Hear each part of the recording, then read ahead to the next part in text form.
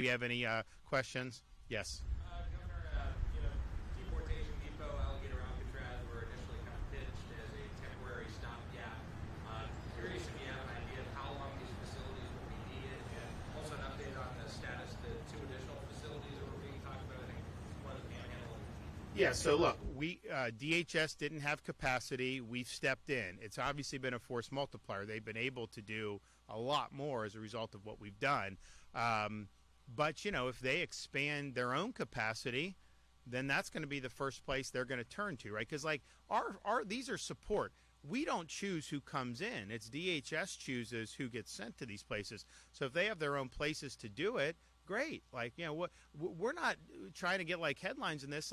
It's fine. If they have what they need, then we won't have to do. But it's clearly temporary.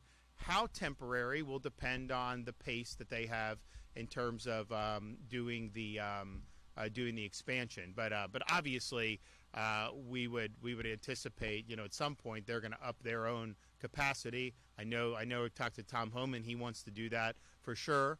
But they're very thankful that we're doing what we're doing now. Okay, so I think we're going to end up doing. I think we're going to call it a Panhandle Pokey in Northwest Florida.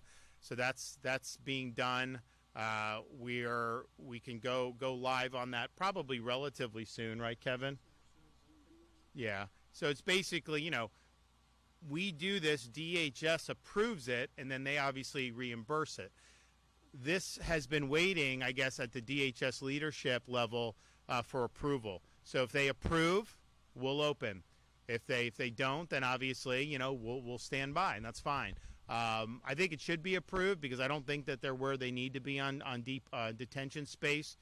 But, we're happy to go either way. So that is ready. We also have another option potentially in southern Florida that would kind of be the same thing. DHS have to approve.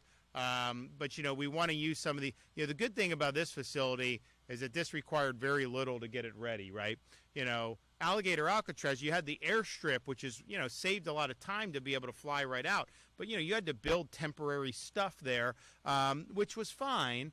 But when you start talking about a brick and mortar facility, if you have to go in and put a lot of work because it's been mothballed, that could be expensive. And we're not really looking to do that, right? I mean, we're looking to help. We're getting reimbursed on this. I know there's a lot of people when I first said we're doing, how are you going to get? I was like, we're going to get reimbursed, and now they acknowledge that. And it also saves money for Florida because less money on health care for people showing up to the emergency room, less money in schools for people who aren't authorized to be here, but the Supreme Court says they have to be able to go. Less money on law enforcement in terms of the costs that they have to put out to police stuff. So there's definitely savings for the state of Florida on that. What's that? We've got a number of options, so we're working through some of those. It's there's just different currents that you got to navigate, and we want to make sure we got something that makes sense. And even financially, even though we're getting reimbursed, I still feel like we don't want to do something that is not going to make financial sense even to get a reimbursement for. And so if there's a facility that we gotta, they say, yeah, you could have 1,500 beds here, but you got to put in $25 million or $50 million to get it ready. I don't know that that's something, even if we got reimbursed, I'm not sure that that's something we would necessarily want to do. We like this because it was easy. We like the Alligator because it's temporary stuff. That is not definitely a permanent facility. This is a permanent facility, even though it's not going to be permanent for this mission, but this is something that can be used for other things. So that's some of the things that we have to navigate.